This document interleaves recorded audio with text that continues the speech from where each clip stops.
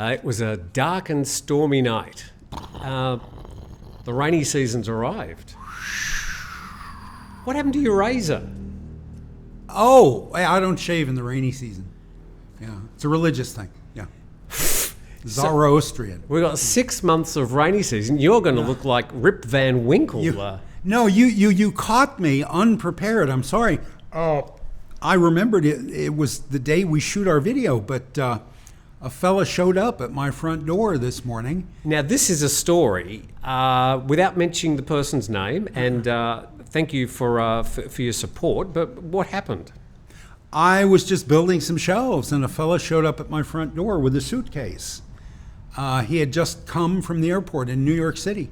He flew from New York City to Qatar, and then from Qatar to Phuket, and then he got a taxi, and he came to my front door. By the way, that's a long way. I've done that. 2 very long flights. Yeah, I've done that trip. He's never been in a plane before in his life. He's never had a passport before in his life. He's what, about 40-ish, 35, 40? Mid-30s, I think, mid-30s. And for a variety of personal reasons, he thought it was time to visit Thailand. And he decided to fly to Phuket and take a taxi to Steve's house. And I was running him around. We got him lunch. He hasn't slept. He's jet-lagged as hell. And we got him lunch, and we got him a bungalow. And I came back to pick up his suitcase to take him to his bungalow, and Tim was waiting. And I realized, today's the day we shoot the video. So he's sitting out there right now. He's undercover, waiting. By the way. We didn't send him out into the rain. No, he's on the porch. I don't like an audience when we do these things. So I asked him to sit outside. But when we're done here, I'm going to take him to his bungalow, and he'll probably sleep for 24 hours. But yeah, that was my morning. That was, I did get the shelves built, and I'm very happy with the shelves. And you had a bit of a leakage last night, not you personally. No, here on the beach, the wind, this time of year, the wind drives the rain and the sand horizontally. Sideways.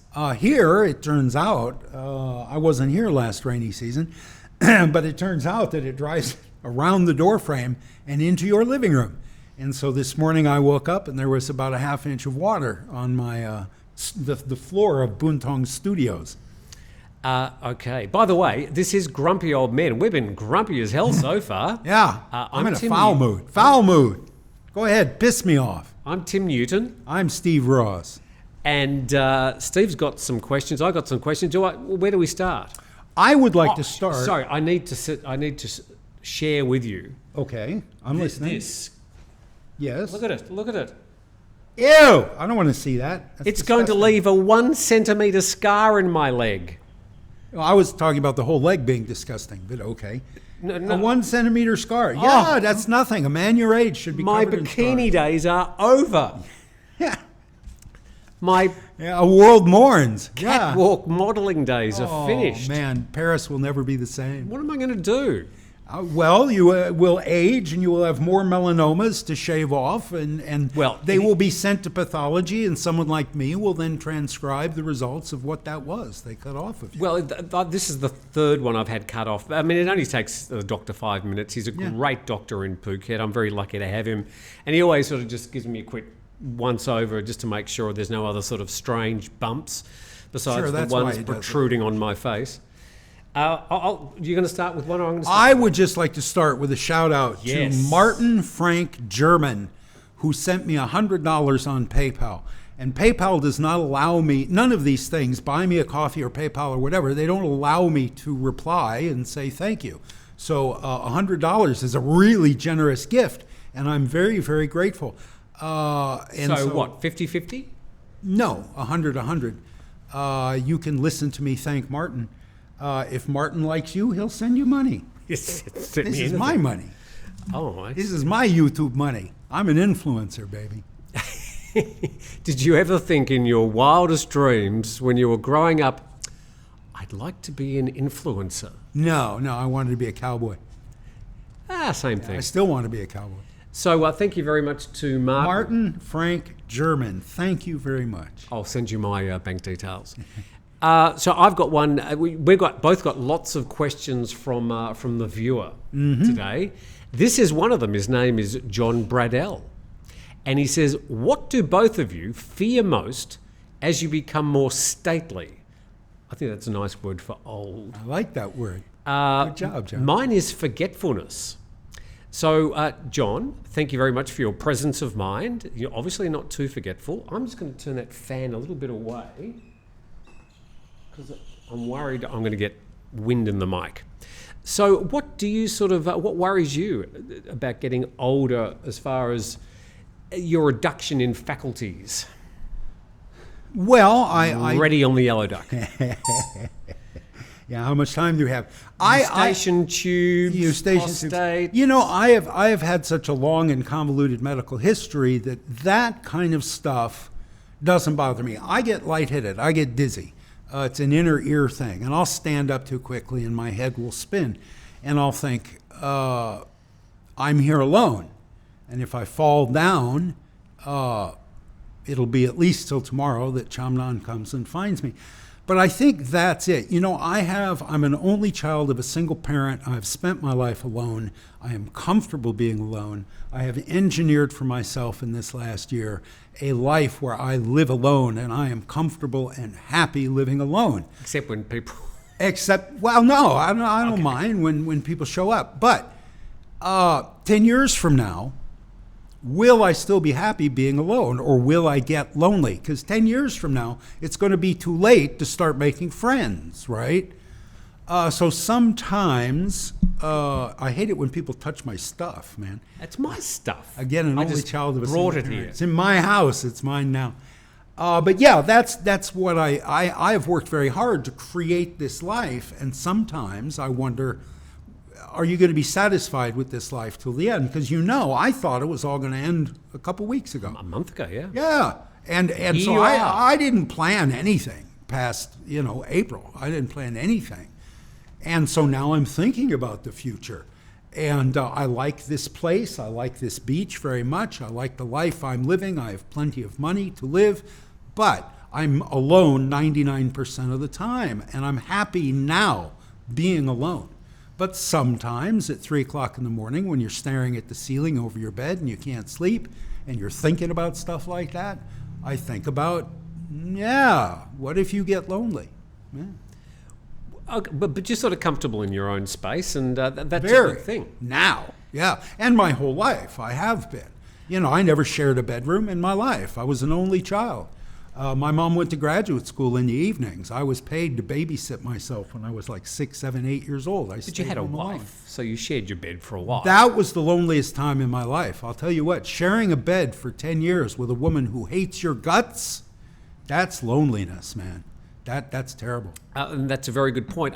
I think the other thing these days, when you think about loneliness, is that there is just so much access to outside stimulus that doesn't necessarily have to be a person, but you can watch reruns of Get Smart, and you can watch F Troop and Faulty Towers, and you can watch any number of documentaries. Plus, of course, you can catch up with the news of the day. Even if you did that would fill you 24 hours. So it's more difficult to be lonely these days, unless you actually engineer it and want to be. But for people who crave human company and the odd cuddle, then I suppose that is something that you need to face as you get older if you're not doing it with somebody else. Well, the odd cuddle, that is findable by the hour. But by the way, that wasn't an offer, just so it's clear. Yeah. I think that part of it in Thailand is a very small part of it. But that odd person you are cuddling for a rate of exchange is not someone who's going to want to get to know your deepest parts. She wants to keep it on a superficial level, and a reciprocal relationship, and it can be friendly. It can be pleasant, certainly, but it's not likely to be deep. And I have nobody in my life right now I can get deep with, and I'm fine with that right now. It's better to have loved and lost than never to have loved at all. True. Oh, yeah. True that. Out of Brigadoon. Might have been written before that. Brigadoon. Wow. That's a deep dive into the canon of the American musical theater. Lerner and Lowe?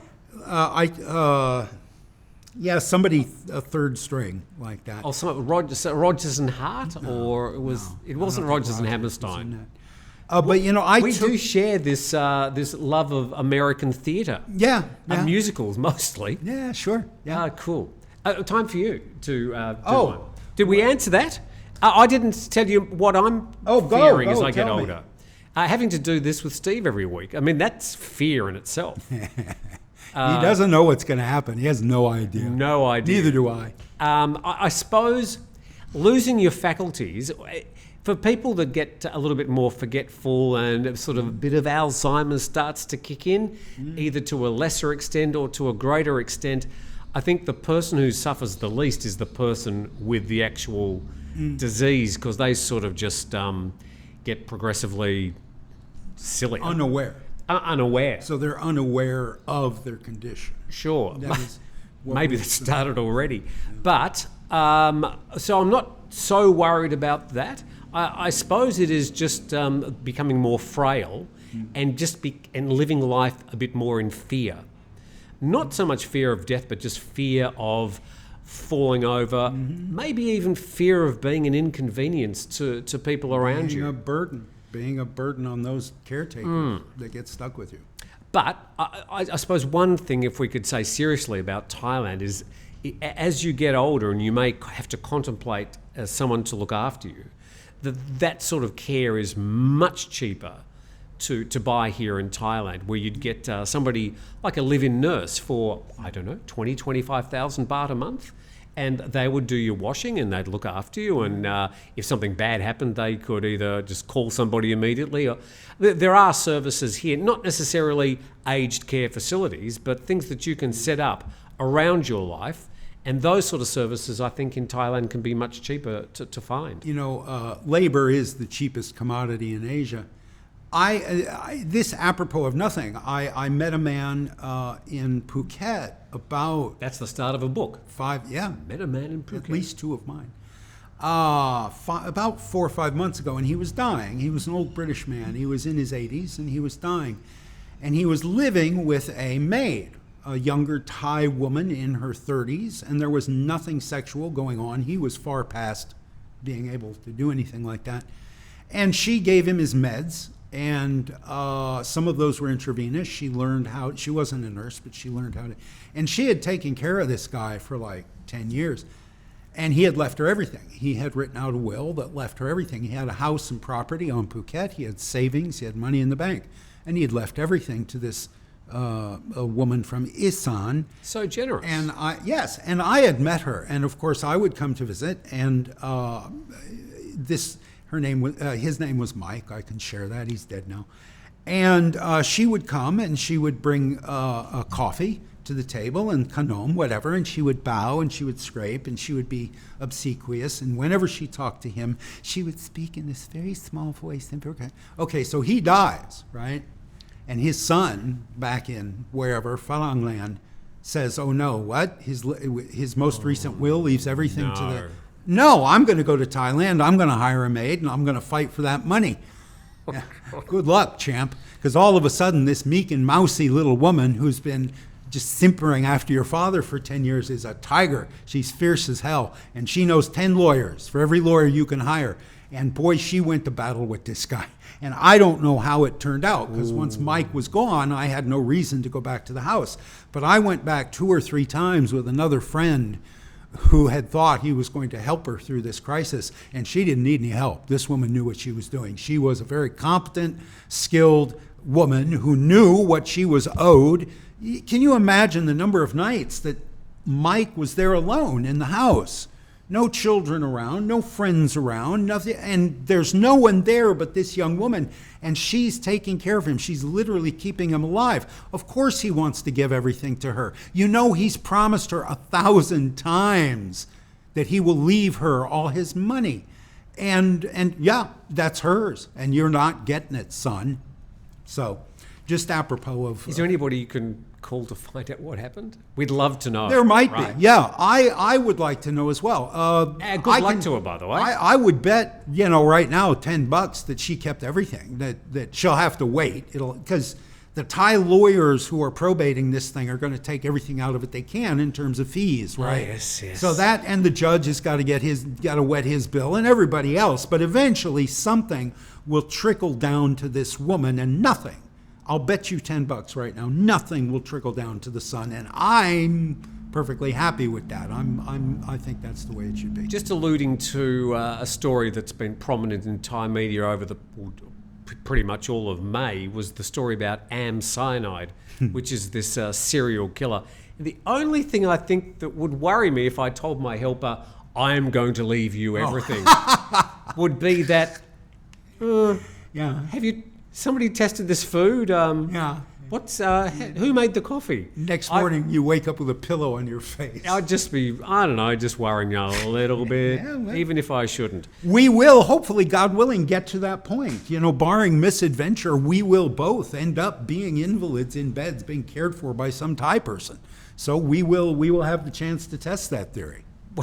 And I have to say, if that is going to be where I'm going to finish up, it's going to be a lot better than I think a lot of my compatriots have had in my old home country. Yeah. I'll take my chances here. I will roll the dice here rather than Iowa City, Iowa. Yes. Hey, you got a question. You got to arc up your... We haven't got to the second question yet. Yeah. Somebody asked, why are there so few female expats?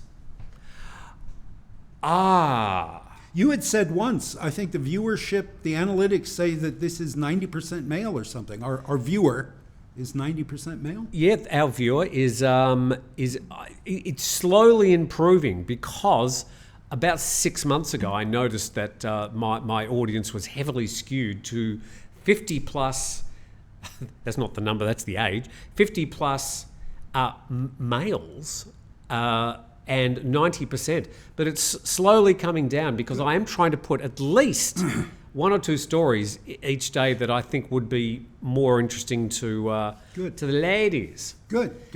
And before this tragedy happened with my leg, I was going to have photos of me in Speedos and other alluring positions to attract ladies. Oh, that'll draw the women. Sure. Yeah.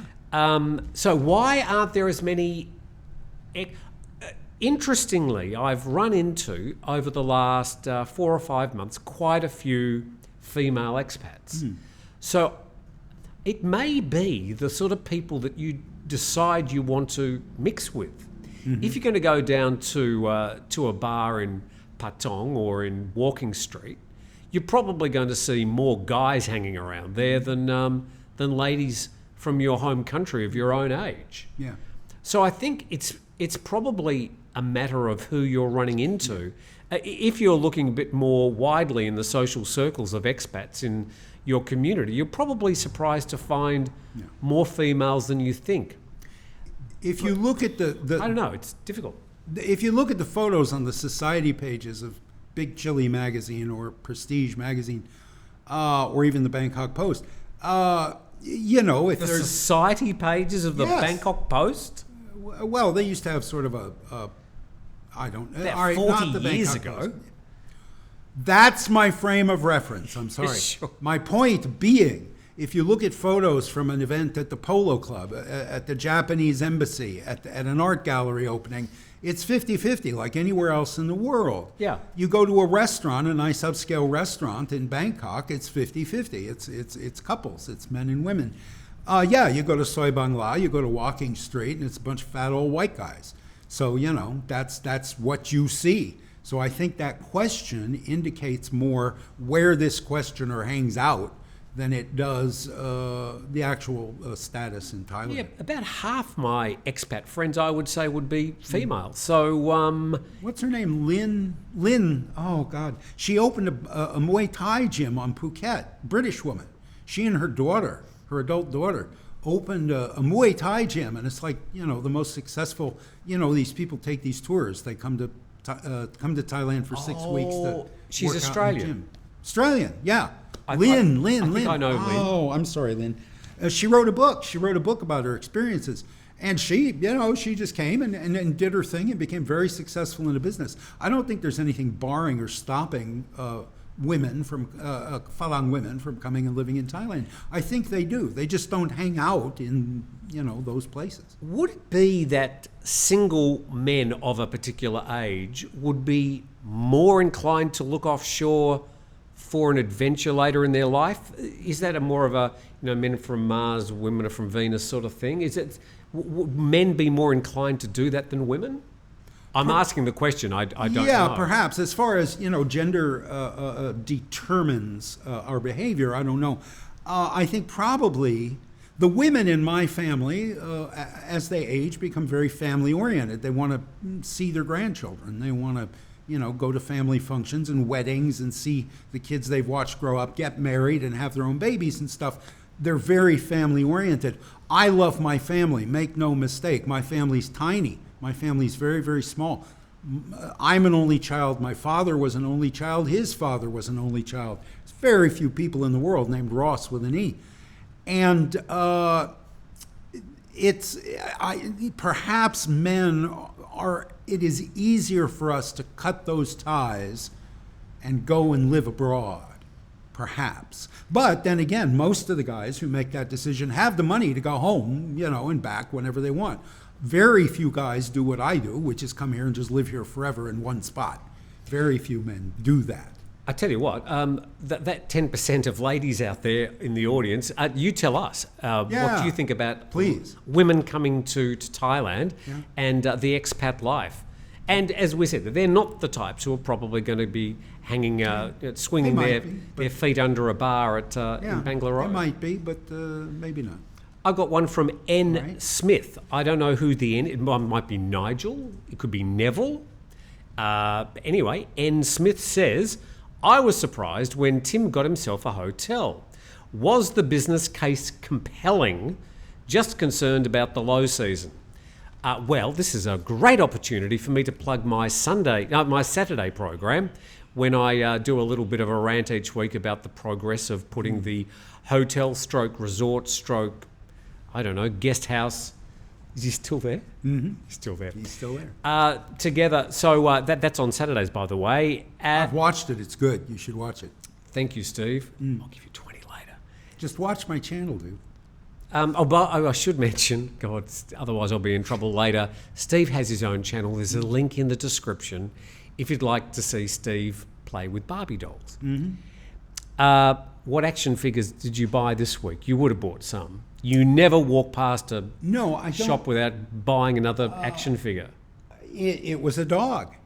My story for this week, it will have already dropped by the time you see this. It's called My Life as a Dog. It's about speaking Thai, and it's set in Chiang Mai. So the set is not Boontongs. The set is the walls, the ancient walls of Chiang Mai, and it all takes place on a street. Wow. Yeah. On the street where you live. I've never lived in Chiang Mai, but I wanted to break out of Boontongs. I needed a street. The story originally was written on Phuket, but there's nothing iconic on Phuket. What about Phuket would tell the viewer exactly this is a street on Phuket? Big Buddha. Nothing. That's not a street. That's on the top of a mountain. The old orange... Sino-Portuguese architecture. Yeah, a lot of people know that. At any rate, the 700-year-old red brick walls that surround Chiang Mai are really distinctive and really noticeable, and it turns out really easy to build. So that's what this week's video is. Okay, I'm looking forward to that. Me too. Thank you. Anyway, to answer N. Smith, it wasn't something I sort of just dreamt up. For many years, probably about 10 years, I mentioned in the video that I saw this movie called The Best Exotic Marigold Hotel. The actual resort is nothing like the resort in that particular movie. It's just the vibe I got of sort of outsourcing retirement. And I thought, retirement. But when we found this property, which is on 3 levels and got stairs everywhere, we realised it is of absolutely no good to people who are slightly immobile. So it's just going to be a general, slightly luxury resort. And I did a lot of business research over a couple of years, and I sort of decided, well, what am I going to do? I can come up to Time Muang and move in next to Steve, and we can do this all day and drive each other crazy. Or I can do something that I've always wanted to do, which was to sort of be looking after this type of guest house. So just something I wanted to do and give it a go. The business case is not necessarily compelling, and one thing you know about the low season in Phuket or Thailand generally is it will finish, and people still come during this time of the year. Some people even prefer this time of the year. Yeah. Good heavens, compared to what last time I was here when it was so friggin' hot, this is a nice time of the year compared to that. Yeah. With the odd great. bit of rainfall. Yeah. Thank you, N. Smith. Hopefully that answers that. Do you have anything to say about that question? No. Good. No, I think you'll do great in it. I have never owned a business in my life. Really? No. I have been an employee my whole life. I have never owned anything. People have said, "Oh, what's Steve going to do at the resort?" And I said, "Oh, he's going to be the pool boy." So I've already got the job Porter, for you. I can carry bags. Porter. And we've got the floating duck and the floating turtle all ready for the pool. Yeah. You know your CPR? Yeah, I do. I worked in hospitals. So there you go. Years. If you get into trouble at the new resort, Steve will be there to wake you up. Yeah. You I can wake up and, oh my God, Steve. Hopefully you have a shave before you apply CPR. You could do damage with that Makes beard. me look ruggedly handsome. Your turn. Why are there so few well-adjusted expats in Thailand? No, I read it. It's there. Okay. Why are there so Who few? is it from, though? Oh, I don't know. I don't write down the names. Okay. I'm only interested in myself. Why are there so few well-adjusted?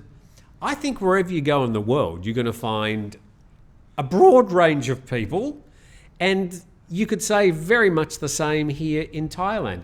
Yes, it does take a particular person, I think, to pack up your bags and move away from your previous home and maybe even your family or your past or whatever it is, and move to another country. So there is that personality inbuilt, I think, into most expats. There, of course, are people who come here for work, but some of them will go back home and some of them will stay here. And again, I think it's a particular mindset that brings those people to stay in Thailand rather than go back home. I've made my decision that, barring anything out of the blue, I intend to live the rest of my life here. Me too. But that's a particular mindset. Yeah. If he's alluding to people sort of behaving badly or being Throwing refrigerators off of balconies, oh, well, that happens. smashing the mirrors on a Thai person's car. Yeah. When did that happen? Oh, a couple days ago, when a couple Australians. Oh, it's Where were they? Australians. Where were they? Yeah, road rage. So they got out of their car and they smashed the windows or the mirrors. On Did some- read that. But Yeah. to be honest, those things do happen in other countries as well. If he wasn't smashing mirrors here, he'd be smashing mirrors at home. What's your theory? I think that, again, it's a matter of perception. If you go to the bar soys, you're going to see a lot of maladjusted Falang because that's where they go. There's a lot of guys, particularly guys, who come here because they can't make it in the West. They can't find a partner. They can't get along with their coworkers. They don't like, there's something going on in the West that triggers them. They don't like transvestites reading books to children. They don't like wearing a mask. They don't like whatever, they've got some burr under their saddle. And they're just not going to be happy No, anywhere. they're not. They're going to find, they're wearing masks in Bangkok. I thought I got away from that when I left Cedar Rapids. No, dimwit. And those guys all flock together. Those guys, those maladjusted, angry, antisocial Falang, you're going to find them on certain streets in certain towns in Thailand. Sorry, that's the way it is. And if that's where you go, you're going to look around yourself and say, why are there all these maladjusted Falang in Thailand? They're not in Thailand. They're on Soi Ban La. They're on Walking Street. Again. And they've come from all ports in the world to sort of come to this one place. Congregate there and be pissed off and maladjusted together. Yeah. And tell each other how everybody else is batshit crazy and everybody else, I could have made it in business in the West if the tax man had allowed me to. I could have made it in the West if my ex-wife had allowed me to. I could have made it in the West if my boss wasn't riding me all the time. That's who they are. And over the past 10 years, they've also had the outlet of social media to air their grievances. Yeah. And they have. Yeah, I don't really go to the bars much anyway. I mean, since high season started. I haven't been to Phuket and I haven't gone to the bars. But I sort of imagine these guys sort of sitting in bars, spouting off on their phone and trolling people on their phone while they're sitting in one of these bars. And 30 years ago, they would have been trolling the guy on the stool next to them. They would have been, forced to converse with that other maladjusted dimwit on the next stool. Who probably just agrees with him. Or would have his own shit. You're worried about masks. Vaccines are the threat. Yeah. Obama, thank you, Mr. Obama. Whatever, But at any rate, those guys are going to be maladjusted wherever. It happens that they sort of coagulate and clot together in certain areas in Thailand. Coagulating expats.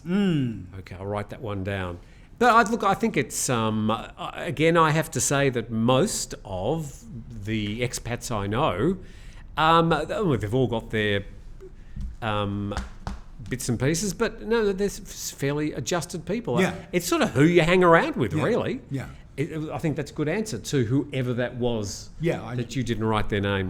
Next time I'll write names. Mikey like Thailand, who might, I don't know, let's read his... Mikey hates everything. No, Mikey like Thailand. I'll bet that's what he's referring to. Do you think systemic corruption can be rooted out without administrative reform or complete abandonment?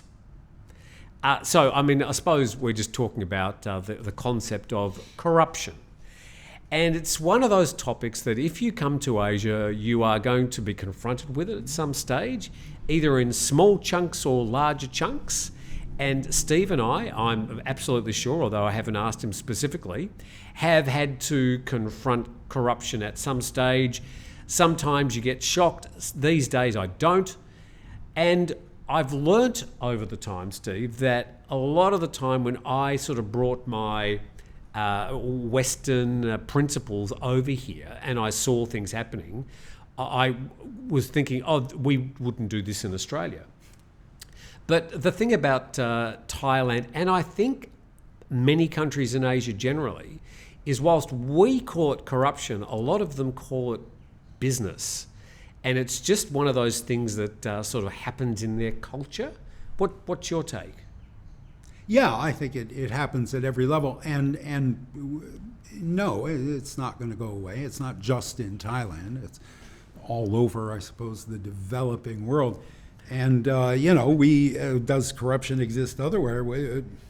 We recently had a president in the United States who owned a hotel right down the block from the White House. And if you wanted to meet the president, you had to be renting a room in his hotel.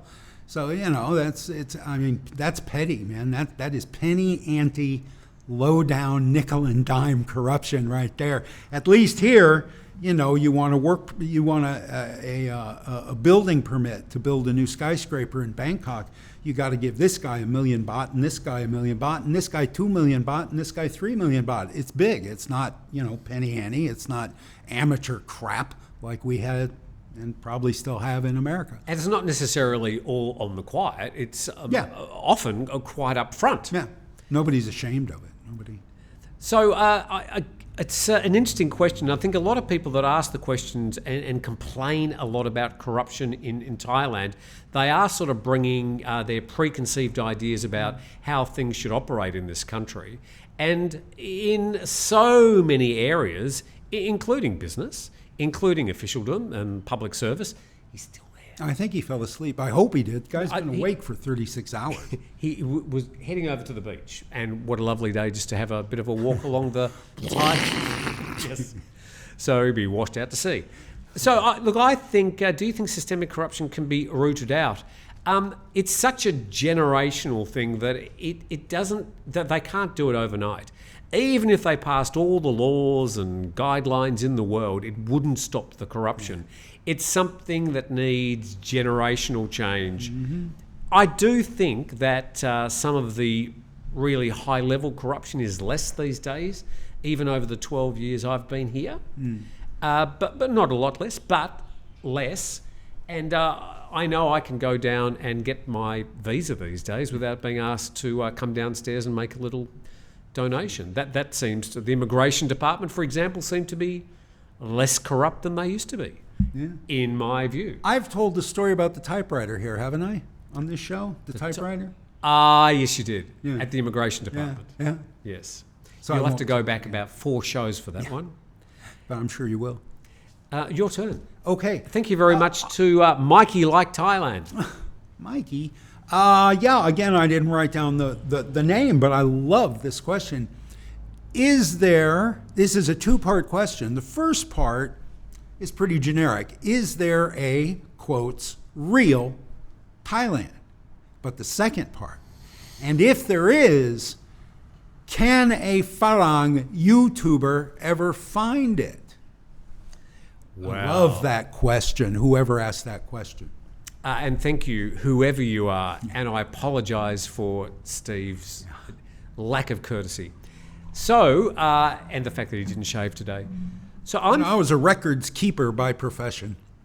I kept records on tens of thousands of medical patients over 20 years. I can't remember the name I can't of. remember to write down the names of the viewers who give us their time Yes. to view the show and ask a question. I can't be bothered to write down their names. I'm sorry. So, Is there a real Thailand? And if there is, can a Farang YouTuber find it? over the years that I've been here, and even before learning about Thailand, it became very apparent to me very early that the more you dig into Thai culture and the more you want to learn and wish to learn and try to learn and indeed learn, the more doors it seems to open up and conundrums and misunderstandings. And it seems to me like once you start going down that rabbit hole, you will just keep on going down that rabbit hole forever.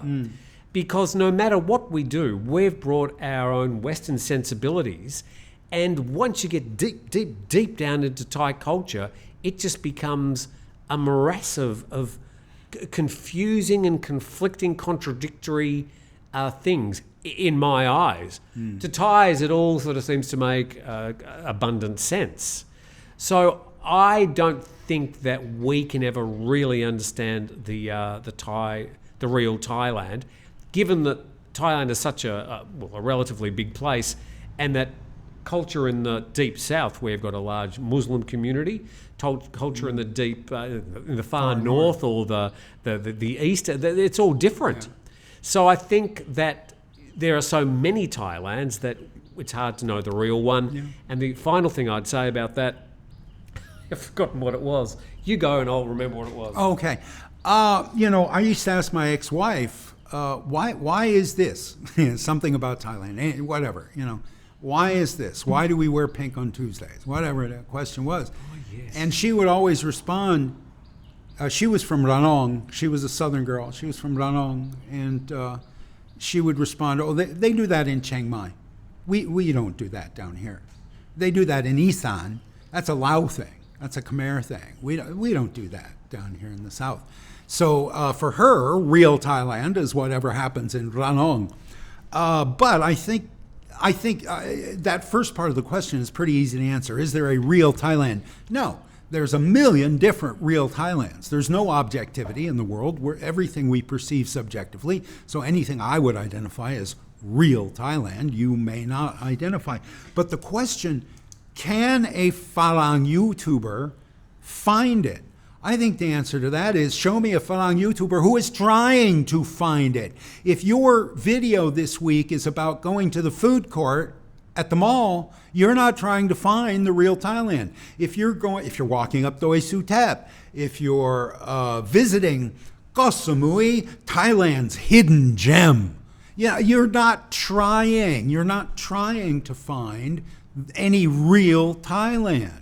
So I think that's, I would love to see a YouTuber, maybe Bangkok Pat or somebody like that, who's got a cultural connection, who speaks the language fluently, who has relatives who are Thai, who has spent decades in this country. He probably can come close to an expression of something that might be described as real. Not the real Thailand, but a real Thailand, a real bit, a real piece of Thailand. And that kind of stuff I love. It's rare as hen's teeth. And I think it would be an interesting YouTube program to actually try. To try and dig out those something little, real, those little snippets of Thai culture. Yeah, and your favorite roti woman, your favorite plate of pad thai, your favorite plate of Banana khao pancake. pat, your banana pancake. This is my favorite beach on Phuket. What? No, that's not. That's just attention seeking, dude. That's not trying. You've just to gone through about 10 of my best videos. Yeah, sorry, dude. That's not trying to dig deep and find something real and honest and genuine. Two things I was going to say. Firstly is I've resolved, knowing what I know, that I will continue the adventure here in Thailand of looking for more about the Thai culture, but I am resolved that no matter how hard I will look, I'll never actually fully understand it. But I'll keep doing it, and I'll keep enjoying it. And the other thing is that if you don't actually speak Thai, I think it makes it additionally difficult. And if you don't try, get out of my face. I have tried. Don't you go down that track. I know Don't you've you tried. go Down that track. I know you've tried. Speaking of which, do you speak Thai? I have to point out, I was corrected by a few dozen people last week. One of it was I got the title of something wrong. I got the title of a movie or a book wrong. But I said Patong means golden jungle. Yes. And that's what I was told by Achan Kanokrat, the headmistress of the Wityalai Tumchon, Phuket, the community college on Phuket. She grew up in Patong, and she told me, you used to come over the mountain and the leaves would turn gold. It was golden jungle.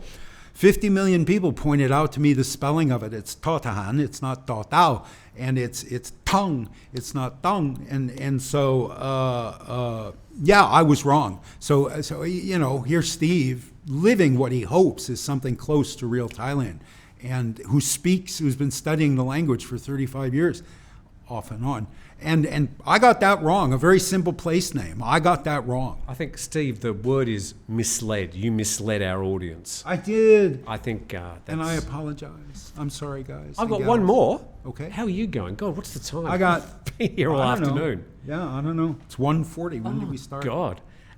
Cosmo says... Love the magazine. How easy is it to get resin and such things? No, it's not what you think. You need for prop building. Wants to come to Thailand and continue his craft. So he's a bit of a sort of a prop builder like you. Really? Yes, Cosmo. So how hard is it to get resin? So he's talking about like epoxy resin or polyester resin? I guess a plexiglass. Very resin. easy to get. And there's plenty of places that make resin. Well, they build boats down in Phuket, and they build them out of fiberglass. So there's fiberglass resin you can get down in Phuket. I don't know. He's a prop man, film or theater? What? Well, yes, he's... Neat. Cosmo, write to me. Tell me what you're about, dude. Sure. Yeah. So the other thing I should say, though, if you're thinking of coming to Thailand and sort of imagining that you're going to be working in the Thai film industry making props...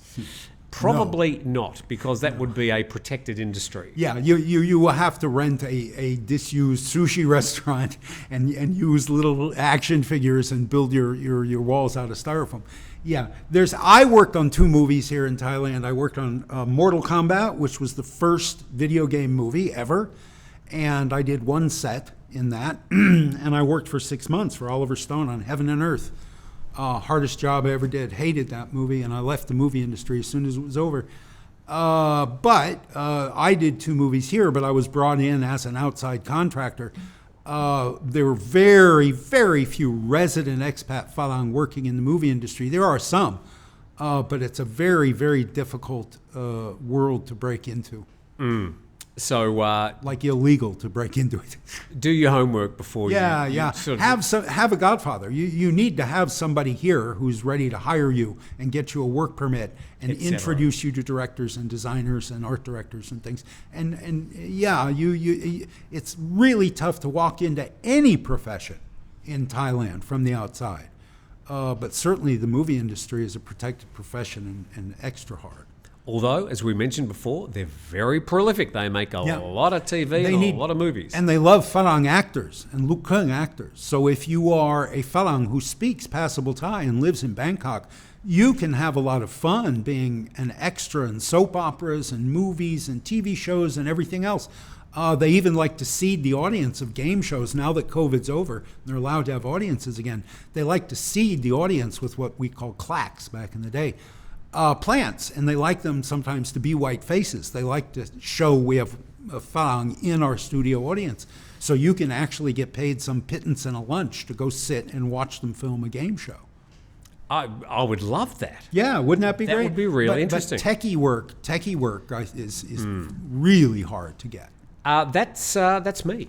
That's all my questions I've got. Do you have any more? I think I had one. We have one more. Steve arcs up his computer. Oh, I don't know if I like this question. It says, is there a difference in the relationship to money between Thais and Fang? So in other words, do we think differently about money than Thais do? My quick answer is no. Everybody loves money. Yeah, look, whether you like it or not, you need it to make the world go around. Yeah, look, I suppose we might be saying maybe a Thai's more generous without the inducement of money. I would have probably thought not necessarily. Yeah, I don't. One thing I've noticed, and I suppose this is moving away from the question a bit, is that the idea of volunteering, which is a very strong thing we have in Australia. I don't know why, but I was brought up and always encouraged to volunteer a certain amount of my time to do community things. That culture isn't strong here in Thailand. No. Only at the Wat. Only at the temple. They will come out to paint the temple. They will come out to, one of the most moving things I ever saw in my life. I was living in Kamala on Phuket in 91. And that's for you, Clive. And some young teenage boys got drunk, some young Buddhist boys, and they had a conflict with some of the Muslim boys in the neighborhood. So at night, they went to the mosque and they splashed pig's blood around inside the sanctuary of the mosque. Yeah! And I'll tell you what, 5 a.m. sunup the next morning, every Buddhist in Kamala was at those walls with brushes and bleach and fresh paint, and they redid that mosque in one day. And it was all the Buddhists. They came immediately to help their neighbors because they were ashamed of what their sons had done. And in that case, yes, volunteers came out. But typically only at the Wat. Typically Thai people don't read to the blind or adopt stray dogs other than simply putting food out by the side of the road for the strays. But yeah, that ethic, I think, and that may be Asia-wide, I don't know. Yeah, interesting question. We didn't sort of really specifically answer your question, but I suppose that's a bit of a side issue. But no, I don't think there's any difference. I mean, everybody... We all like money. Yeah, we all like money. We need it. Now Thais may view Phalang as a potential source of income. And we may use... ATM. Yeah, and we push the right buttons, money comes out. We may view Thais as a cook, a chauffeur, a taxi driver, a masseuse, whatever. We're looking for something back. But in terms of money itself, no. Money. Money makes the world go round. And the Thai baht is still, for whatever reason, very strong. Steve, thank you very much. Thank you, Tim. I love doing this. I've watched your beard grow throughout the last half hour or so. Yeah, we're hirsute people. Yes. The Ross men. We're I hairy. cannot shave for a week and nobody would notice. I'm not very hirsute. In this particular department, no. And thanks. you know what? What? All the body hair is still black, like the eyebrows. No more. Thanks everybody for watching. I'm going to go and my poor leg. I'll have to be wheeled out in a wheelchair and driven back home in an ambulance. Smack you in the leg. Don't you smack me in the leg. Hopefully your crevices and cracks are better next time. I think next time we're not going to be in Thailand. We're going to be in Phuket. Yes. I am leaving my comfort zone and going back to Phuket now that we might not let you leave the island. Well, they threw me out last time. The hotel prices have come down, so Steve's going to go take a break and enjoy what you do on Phuket. It'll probably be in Villa Newton. Oh, well, thank you for the invitation. That's very I don't know, kind. I'll think about it. How close is that to Poon Poon Night Plaza? About 800 baht, I'd say, if you're going to Okay. catch a taxi. That's fine with I'll me. come and pick you up in the blue Mercedes. How about Will that? you? Yes. Up here. You will pick me up here. No. Oh. No. I'll pick you up from the Poon Poon Plaza. Poon Poon Night Plaza. Whatever Bring den me of home. iniquity that is. Bring me home. Yeah. And take you Classic. to my place Place to is- record the program. 50 years that place has been rocking, man. God. 50 years. Steve's program you can watch if you want to, and there's a link in the description under this video. Thank you to the great numbers to last week's video. Good heavens, they've got nothing better to do. There is nothing better to do. This is it, man. This Hopefully. is the be all and end all. We've covered a range of topics, and leading up to the next program, we'll also do another post on TNT where you can ask questions, make comments. Yeah, please do. You can make comments about Steve or me. We don't care. No, not a bit. We cry off camera, No, but not a we'll bit. confront them with confidence here on the camera. Thank you for joining us. Subscribe to the channel, and we'll see you next time. Thank you. Bye-bye.